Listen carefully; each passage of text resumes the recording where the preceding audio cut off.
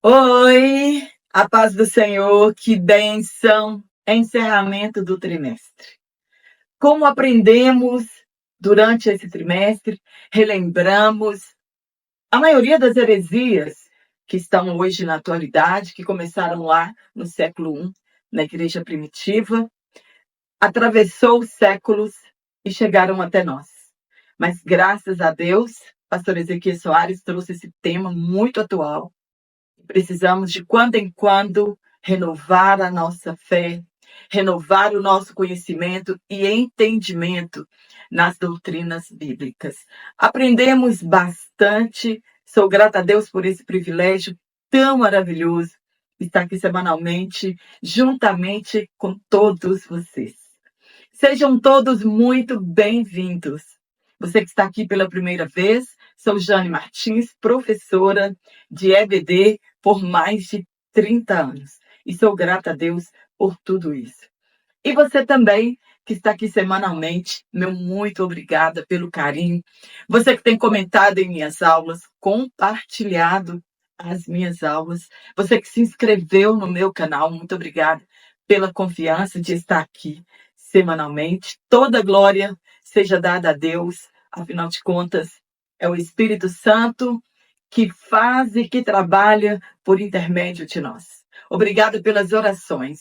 Sou carente delas mesmo, ainda mais no tempo que nós estamos vivendo, devemos sim orar uns pelos outros. E saibam que todos vocês também estão em minhas orações para continuarem nesta obra tão maravilhosa. Se chegamos até aqui, como vamos estudar na lição de hoje, perseverando na fé em Cristo. Não desista. Se chegamos até aqui, é porque o Senhor tem nos sustentado. Então não é hora de desistir, de desanimar. Devemos sim enfrentar todos os desafios que se levantam diariamente em nossas vidas. E ser um ensinador, um professor de EBD, realmente é um grande desafio. Muito obrigado você que adquiriu meu material durante esse trimestre. Isso me ajuda bastante.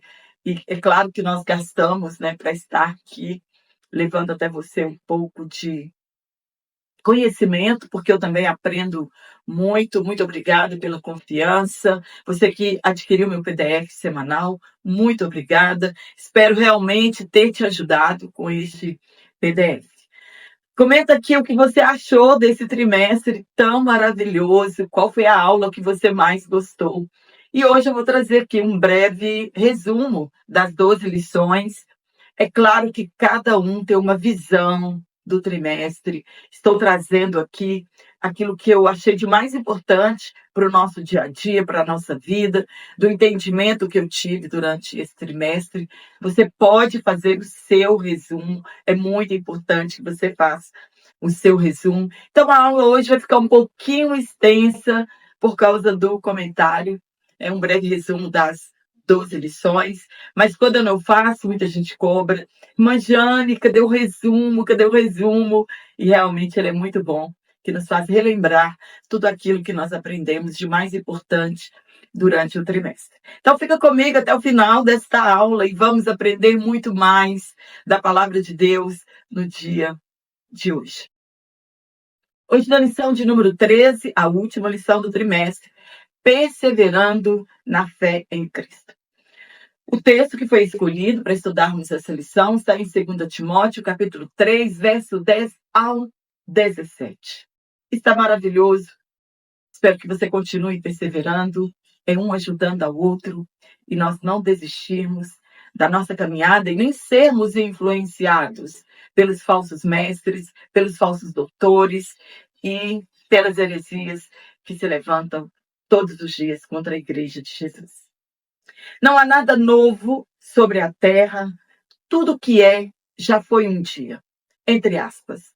O que foi tornará a ser, o que foi se fará novamente. Não há nada novo debaixo do sol. Está em Eclesiastes 1 e 9.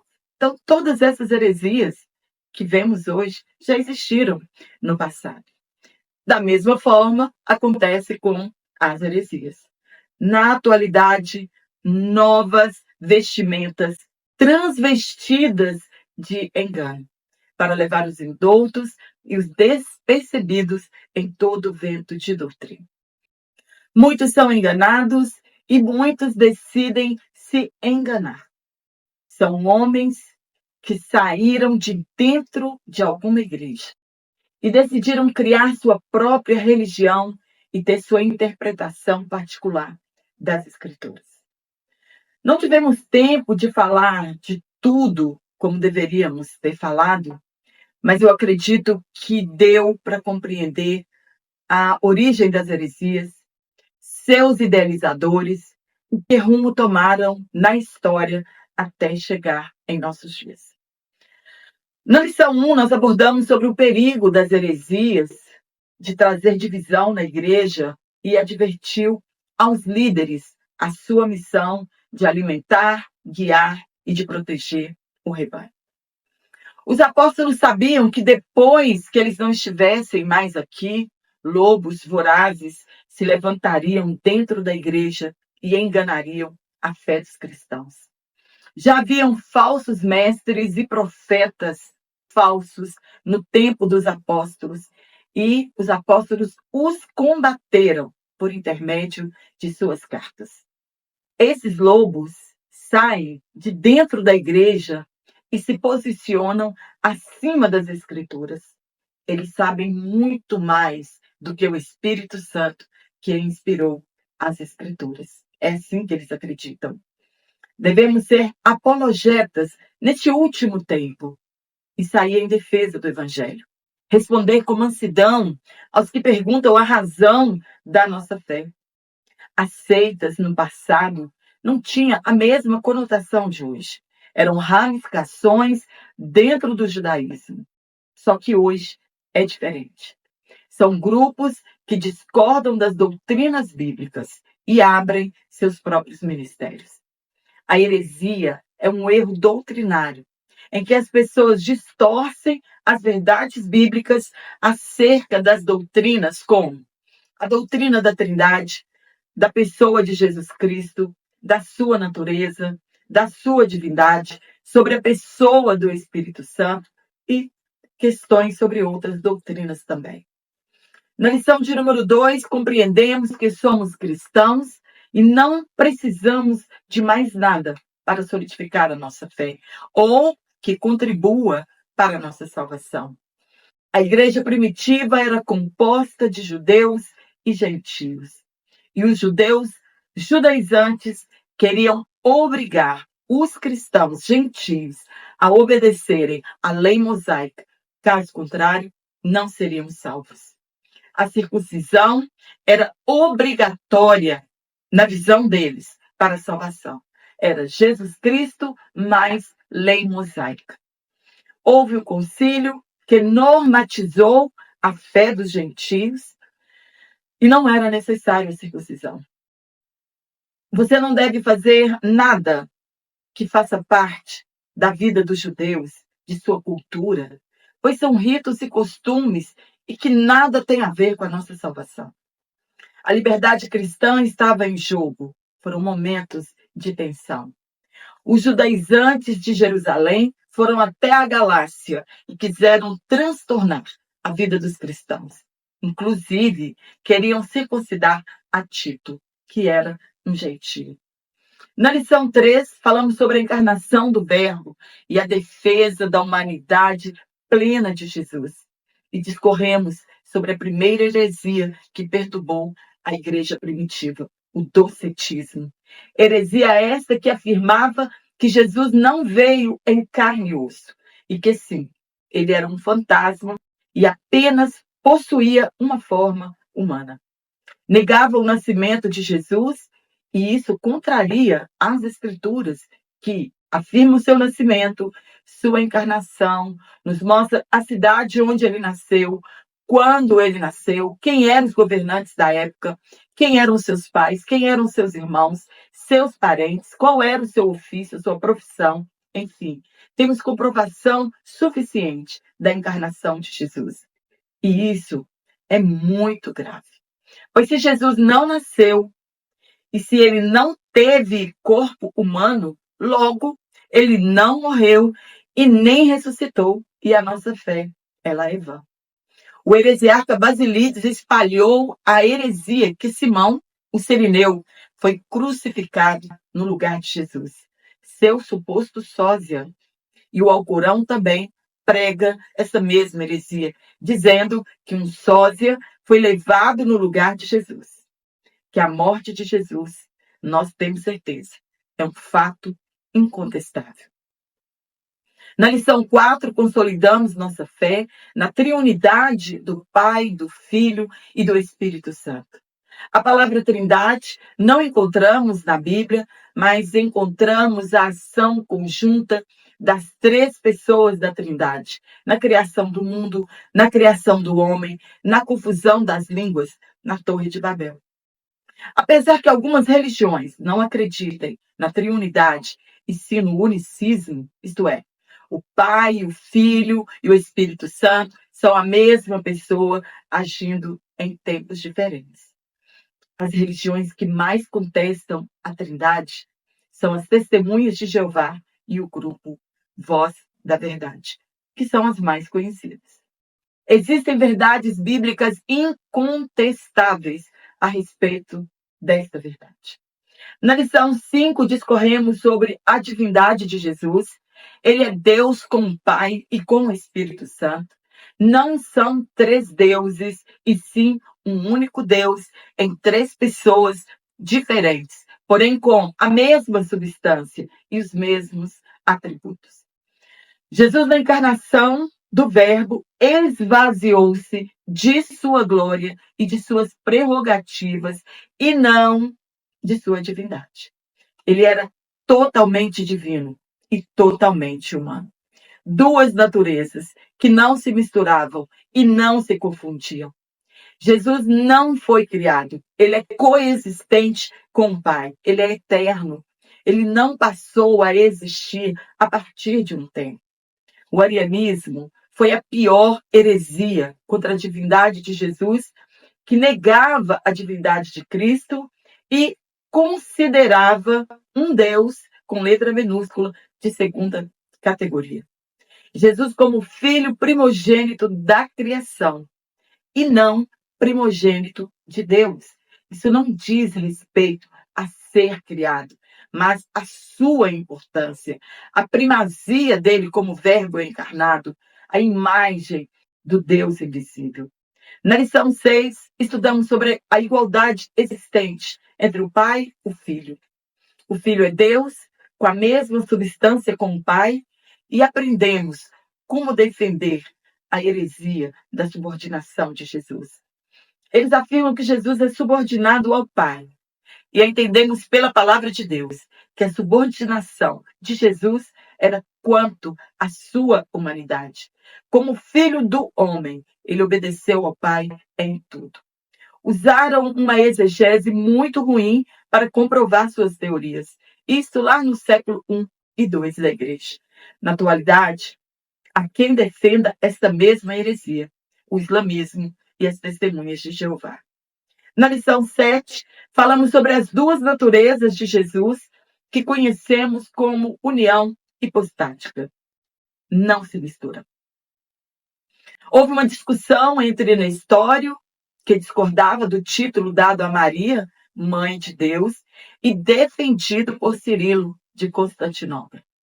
Ele sugeriu que Maria era a mãe de Cristo e não a mãe de Deus. Para ele, as duas naturezas de Jesus eram duas pessoas unidas em uma, como marido e mulher no casamento. Surgiu a heresia do monofisismo, defendendo que as duas naturezas de Jesus se fundiram ou estavam amalgamadas, não podendo separar uma da outra e se tornando em outra natureza, formando outra natureza, nem totalmente humana, nem totalmente divina. Essa heresia foi condenada no Concílio de Macedônia. Discorremos sobre a doutrina quenótica, que afirmam que Jesus, enquanto esteve na terra, esvaziou-se dos seus atributos divinos. E sabemos que não. Ele esvaziou-se da sua glória e de suas prerrogativas divinas, usadas em submissão ao Pai. Kenosis é o esvaziamento de Cristo. Abordamos sobre o perigo da mariolatria, pois o catolicismo adotou o termo de Cirilo, entre aspas, mãe de Deus, e isso popularizou e existe até hoje. Na lição 8, abordamos a temática sobre a experiência humana vivida por Jesus. Enfrentou e confrontou diversos grupos religiosos em seu tempo. Teve uma família como todas as pessoas. Experimentou problemas familiares. Os seus parentes foram citados afirmando que teve uma origem e Jesus foi conhecido de todos. E isso era quesito para ele ser o nosso Salvador, a sua humanidade. Abordamos sobre a heresia construída por Apolinário no século IV, em que ele afirmava que Jesus não tinha espírito humano e somente divino. O monoteísmo, que afirmava que Jesus tinha apenas uma vontade, a divina. A igreja reagiu rapidamente e foram expulsos da igreja e as heresias sufocadas. Na lição 9, falamos sobre a pessoa do Espírito Santo. Ele é Deus, a terceira pessoa da Trindade. Possui vontade, se relaciona conosco, se entristece e é nosso Consolador. Ele é o Consolador da mesma espécie de Jesus e veio para ficar conosco até o arrebatamento. Ele possui os mesmos atributos de Deus Pai e Deus Filho. Ao contrário do que falam algumas religiões, ele não é uma força ativa. Ele é Deus, Criador de tudo. Estava no princípio da criação, trazendo vida e plenitude ao caos. Ele é aquele de que falou Jesus, o Espírito da verdade, que convence da justiça e do juízo e que nos faz lembrar de tudo o que Jesus nos ensinou. Na lição 10, falamos sobre o pecado original, o pecado de Adão e Eva, que corrompeu toda a humanidade. Todos nascemos com a herança pecaminosa dos nossos primeiros pais e, por isso, precisamos de um Salvador. Todos pecamos e fomos destituídos da glória de Deus. E o salário do pecado é a morte. Morte essa que pode ser espiritual, física e eterna. Infelizmente, muitas religiões negam a realidade do pecado e muitos estão sendo enganados por acreditar que não necessitam de um Salvador. Para Pelágio, o homem não nasce em pecado. E a transgressão de Adão no Éden não atinge diretamente a humanidade. Para ele, não existe pecado original e nem corrupção geral da humanidade. Na lição 11, entendemos mais uma vez que a salvação não é obra humana, que o sangue de Jesus é suficiente para a salvação da humanidade. Somente a cruz de Cristo pode salvar o pecador. O preço foi pago por ele e Deus aceitou. Muitas religiões acreditam que as obras de caridade são necessárias para que uma pessoa seja salva. Obras mais Jesus. Somente assim seremos salvos, segundo eles. Somos salvos pela graça, por meio da fé. E isso não vem de obras para que ninguém se glorie. É a graça divina que nos alcançou quando merecíamos a cruz. Paulo descreveu nossa condição de sermos salvos, pois estávamos mortos em nossas ofensas e pecados, e a graça nos alcançou. Muitas religiões acreditam que elas detêm a salvação e que ninguém será salvo se não fizerem parte delas, o islamismo e as testemunhas de Jeová. Na lição 12, discorremos sobre a natureza organizacional da igreja. Ao mesmo tempo, ela é um organismo vivo e uma organização. A igreja primitiva viu a necessidade de organizar a igreja e o mesmo Jesus deu dons ministeriais para o bom andamento do organismo vivo. Ela precisa ser organizada. Não uma instituição engessada onde o Espírito Santo não tenha liberdade de operar. Uma organização cheia de regras e sem nenhuma graça de Deus. Não foi isso que Jesus criou. Mas tudo que a igreja faz é para a edificação do corpo de Cristo. E hoje, na lição 13, encerraremos com chave de ouro e falaremos sobre perseverando na fé em Cristo.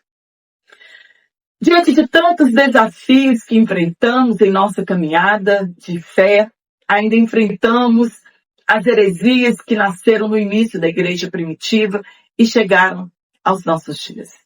Somos constrangidos pelas verdades bíblicas a sairmos em defesa da nossa fé e da causa do Evangelho. Entendemos que somente podemos nos proteger das armadilhas das heresias por meio do conhecimento delas e suas ideologias diabólicas. As heresias é um campo frágil, exegese mal feitas, versículos isolados, pessoas descontentes e levadas facilmente por ventos de doutrinas. Sem conhecimento, sem estudo da palavra, sem a ajuda do Espírito Santo e sem perseverar na fé em Cristo, somos presas fáceis dos heresiarcas e das falsas denominações. Aprendemos durante todo esse trimestre como defender nossa fé e nos proteger das heresias. E qual é a nossa fonte de autoridade? Não se prenda a fundadores de religiões, a novas visões, novas revelações da Bíblia Sagrada. Ela é o único instrumento moral e espiritual estabelecido por Deus para ferir a nossa conduta diante do Criador, diante da sociedade, da pátria e da família. Somos confrontados diariamente pela palavra de Deus. Nossos pecados são expostos à luz da palavra. Ela é a única fonte de autoridade. A pergunta que devemos fazer é: está escrito? Foi Deus que falou? Como está escrito? Ela é o único documento final que deve nortear em matéria de doutrina e valores a nossa vida. Muitos reivindicam a si a mesma autoridade e confiabilidade da palavra de Deus. E isso é impossível, pois a Bíblia tem autoridade por ser a sua origem divina. E isso encerra a sua superioridade. Nem outro livro tem sequer a semelhança da palavra de Deus, pois ela é infalível. No primeiro tópico, diante das heresias, é preciso perseverança. Lembrando que eu vou deixar um link aqui na descrição dessa videoaula do meu WhatsApp e também um link da Hotmart, onde você adquire esse PDF exatamente como eu leciono aqui. No primeiro ponto, os falsos mestres. Precisamos ter uma fé resistente e forte para vencermos os falsos mestres e não sermos levados por todo vento de doutrina e pela esperteza desses homens que nos induzem ao erro. Paulo, em sua carta às igrejas, chamadas de epístolas pastorais, são, acima de tudo, apologéticas. É uma defesa à sã doutrina e aos bons costumes. São refutações contra as fábulas ou genealogias intermináveis. E a expressão, entre aspas, falsamente chamada ciência ou conhecimento, é um combate, Paulo, que está combatendo contra o pensamento gnóstico, que começou a surgir e teve seu ápice no século II. Foi combatido este falso ensino acerca da salvação por intermédio do conhecimento secreto por Irineu de Lyon. Era o que Paulo falava em suas cartas para proteger a igreja. Combateu os principais grupos heréticos de seu tempo, os gnósticos, as heresias judaicas, os falsos mestres da lei, da circuncisão e as fábulas judaicas. O que é fábula? É finalmente um conto, uma lenda, um mito, que no final tem uma moral da história. Geralmente é usado personagens inanimados, né? Animais ou árvores, enfim, para que isso aconteça e que não tem existência real. É uma mentira, na verdade. Paulo fala de fábulas judaicas e também dos mandamentos. É óbvio que as fábulas eram aquelas histórias fabulosas dos grandes matadores. Quando a gente vai pesquisar sobre essas fábulas judaicas, tem fábulas sobre Salomão, fábulas sobre Sansão, fábulas, enfim, coisas que ninguém acreditaria. Então eles contam essas fábulas de... Nós tivemos grandes, né, heróis com histórias fabulosas, como Gideão, Jefté, Sansão, os 37 valentes de Davi, enfim. Eles criavam histórias a respeito destes personagens. Essas fábulas distorcem a verdade do Evangelho. No ponto 2, a experiência apostólica. Timóteo conhecia em parte o sofrimento de Paulo e o sofrimento que Paulo vivenciou em prol do Evangelho e amor aos perdidos e incrédulos. Ele viu de perto o que aconteceu com o apóstolo em Antioquia, em Icônio e em Listra. Paulo advertiu que perseguições e sofrimentos também o esperavam. Diz que quando lemos as cartas, as pessoas lá não queriam aceitar Timóteo em decorrência da sua idade.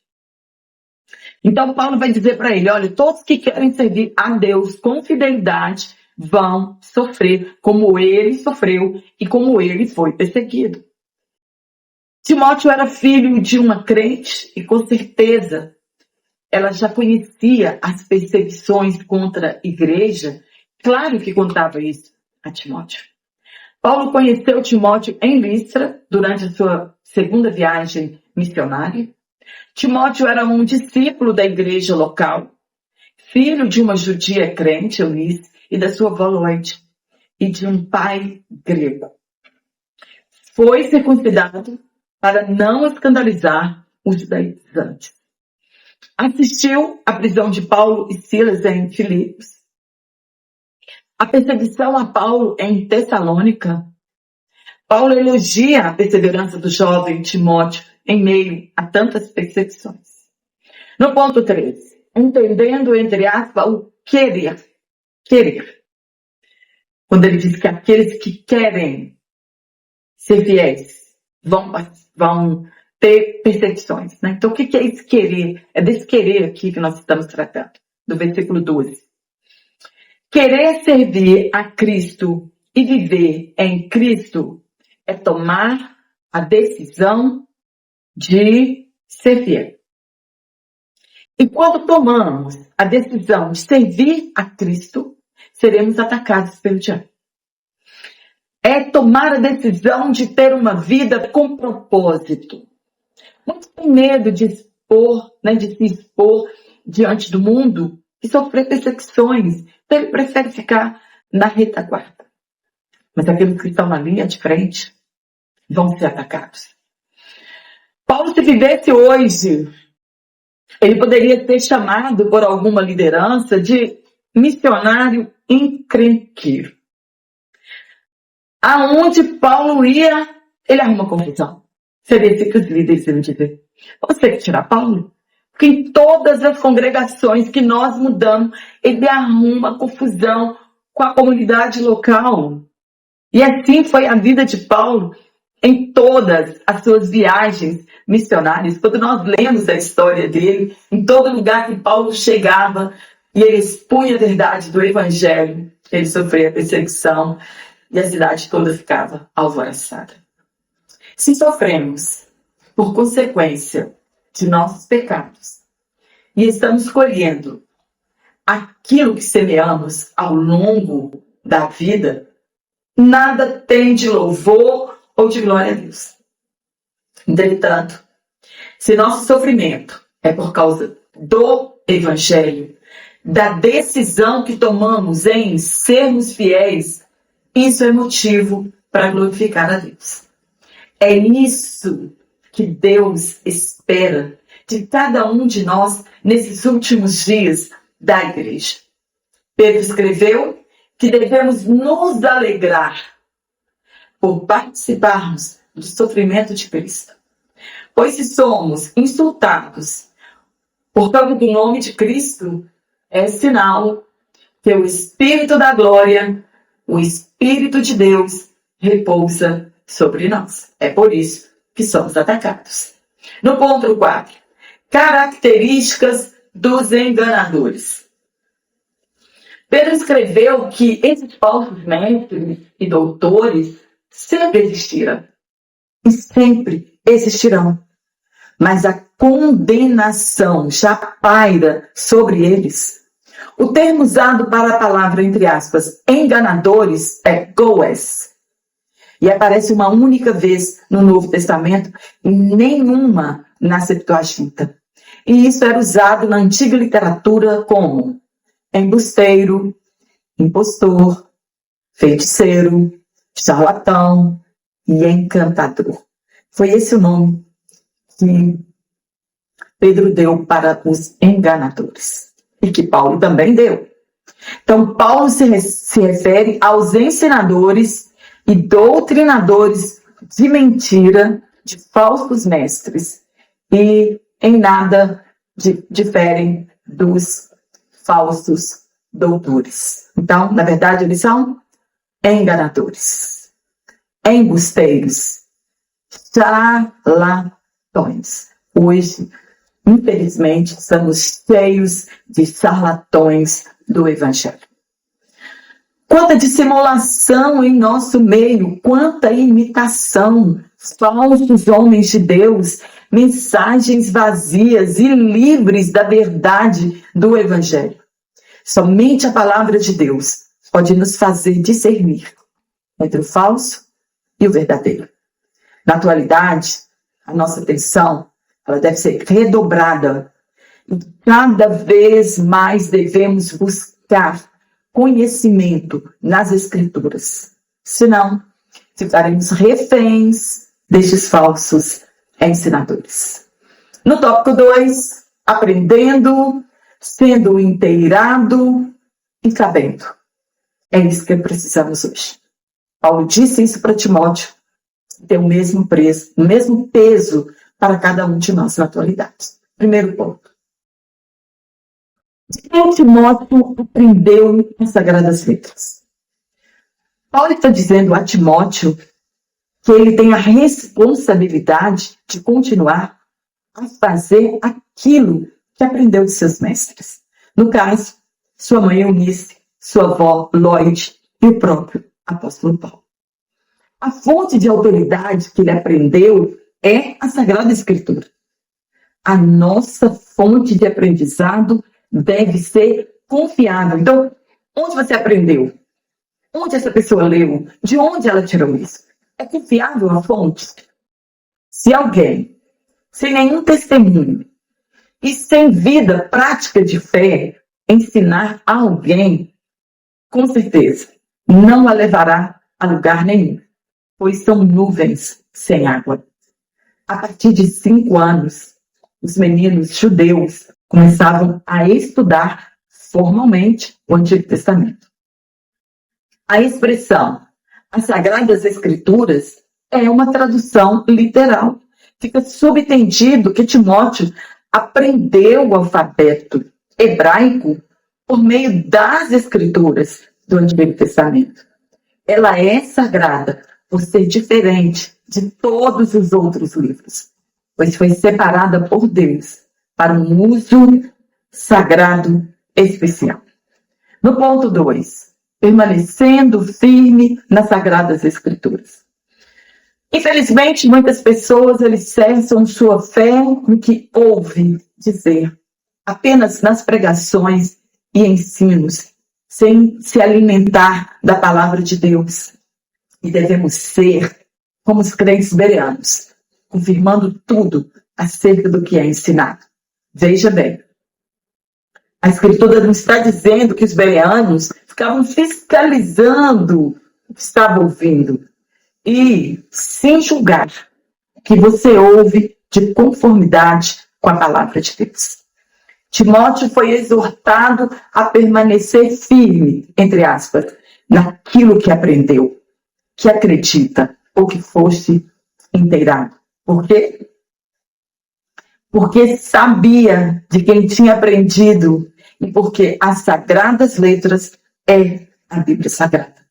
E tudo que ele aprendeu de sua mãe e de sua avó era uma herança espiritual muito útil para o exercício do seu ministério sob a orientação paulina. Os pais não devem deixar a vida espiritual dos filhos sob a responsabilidade da igreja e da EBD. Você deve ensinar os seus filhos a adoração, a santidade, a reverência, o gosto pela palavra de Deus em casa. Incentivar seus filhos à leitura. Então, ensine seus filhos, seja paciente, pois o diabo é paciente para atrair nossos filhos e ensinarem a eles o prazer mundano. Não perca nenhuma oportunidade de ensiná-los. A educação cristã, ela começa em casa. A igreja apenas auxilia na formação do caráter do cristão, mas a responsabilidade é nossa. As escrituras, por si só, ela não salva. A pessoa precisa crer em Jesus Cristo. Apesar de Timóteo conhecer as escrituras, ele foi levado por Paulo a Cristo para ser salvo. Não basta crer na Bíblia, é preciso crer no Cristo revelado pelas Escrituras. Ela nos revela que somos pecadores e condenados e que temos a necessidade de um Salvador. Ponto 3.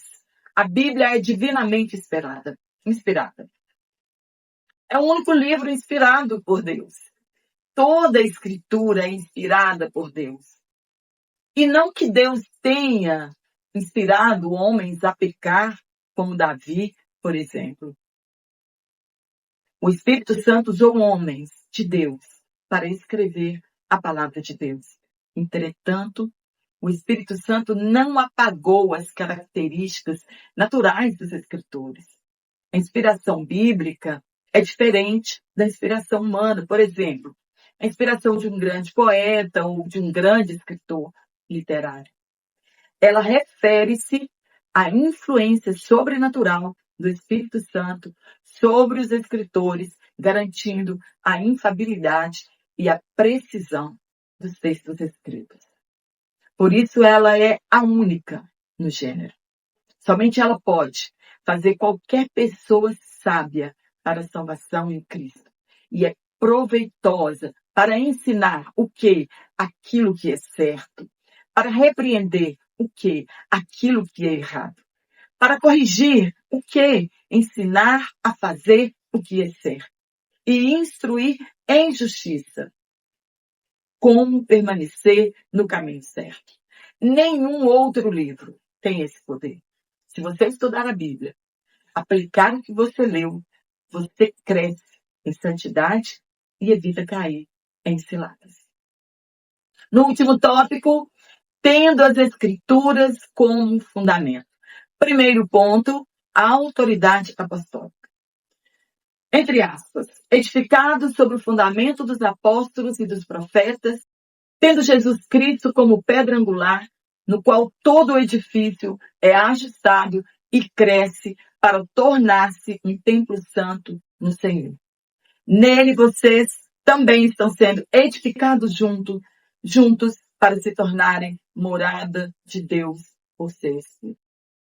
Autoridade apostólica é um conceito do cristianismo que se refere ao poder e à legitimidade dos apóstolos de Jesus Cristo. Os apóstolos eram seguidores diretos de Jesus Cristo, por isso a autoridade. A palavra grega apóstolo significa enviado. Jesus Cristo chamou os apóstolos para anunciar o reino de Deus por todo o mundo. Então, toda a Escritura é inspirada por Deus, concluindo que o Novo Testamento tem a mesma autoridade do Antigo Testamento, que os escritos paulinos e os evangelhos e todas as cartas possuem a mesma autoridade do Antigo Testamento. A relação entre a autoridade apostólica e a Escritura é fundamental para a teologia cristã. Os apóstolos foram inspirados a escrever os livros do Novo Testamento, que são considerados a base da doutrina cristã. A interpretação e a aplicação das Escrituras são vistas como uma extensão da autoridade apostólica.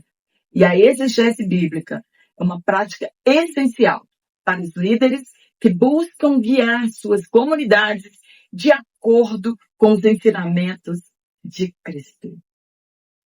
Ponto 2. Abrangência.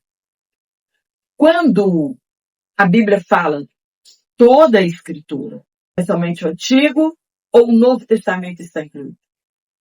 Algumas passagens se referem somente ao Antigo Testamento, como quando Jesus perguntou se eles nunca haviam lido isso nas Escrituras. Aqui nós estamos tratando da parábola dos lavradores. Jesus fazia menção do Antigo Testamento, pois o Novo Testamento ainda não havia acontecido. O testamento somente tem validade quando o testador morre. Entre aspas, eu quero que você se lembre das palavras que os santos profetas falaram no passado e do mandamento do nosso Senhor e Salvador, dado pelos apóstolos que foram enviados a você. A expressão paulina, toda Escritura é inspirada por Deus, refere-se tanto ao Antigo quanto ao Novo Testamento. A intenção do Espírito Santo é mostrar que todos os 66 livros são inspirados. Falar de 66 livros tem que fazer outro trimestre, porque nós temos que falar sobre o cânon sagrado. Terceiro ponto, o manual de Deus. Todo produto que compramos vem com manual de uso e a quem procurar caso esteja com defeito. A Bíblia Sagrada é manual de Deus acerca da salvação da humanidade, da pecaminosidade. É o único manual que devemos buscar orientação sobre salvação, sobre leis morais e civis, sobre família, igreja, autoridade, enfim. A Bíblia é nosso manual de regras e fé. Ela é a luz para os que estão em trevas. Ela nos conduz até Cristo. Não existe nenhuma outra revelação além das que estão registradas na Bíblia Sagrada. Paulo escreveu que se ele mesmo, ou um anjo, revelasse outro evangelho que não fosse aquele pregado por ele, seria anátema. Se Paulo estivesse aqui, o que ele diria para Joseph Smith? O que ele diria para Ellen White? Ou o que ele diria para Maomé? Tantos outros que receberam revelações extra-bíblicas. Seja um apologeta e lute em defesa da sua fé. Lute em defesa do Evangelho de Jesus. Persevera nessas coisas. Tenha uma fé forte, sólida. Não se deixe enganar pelas heresias e seus fundadores e seus membros fanáticos. Guarda seu depósito até aquele dia. Amém? Espero ter te ajudado. Muito obrigada por sua companhia durante esses 3 meses. Me sinto muito feliz e grata a Deus por ter você aqui semanalmente. Obrigada pelo carinho, pelos comentários. Não deixa de curtir a minha aula, não deixa de comentar, não deixa de compartilhar. Não fica aqui só assistindo, se inscreva. Isso ajuda o YouTube a sugerir o meu canal para outras pessoas. E tantos outros professores também precisam de subsídios para enriquecimento da sua aula. E assim você também me ajuda, contribui com o meu canal. Quero mandar um forte abraço a todos vocês que estão aqui semanalmente, que vêm aqui esporadicamente. Se você deixou de receber as minhas aulas semanalmente, desative o sininho das notificações, conta os minutinhos e depois ative novamente o sininho e você voltará a receber o meu conteúdo semanalmente. E eu quero mandar um abraço para aquelas pessoas que me pediram: Mãe Jane, manda um abraço aqui. Estou aqui cumprindo com a promessa. Quero mandar um abraço para meu amigo que eu fiz aqui, pastor Jovali, em Vila Velha, no Espírito Santo. Muito obrigada pelo carinho. E também para Jaceleide, em Tucuruí, no Pará. Está aqui o abraço.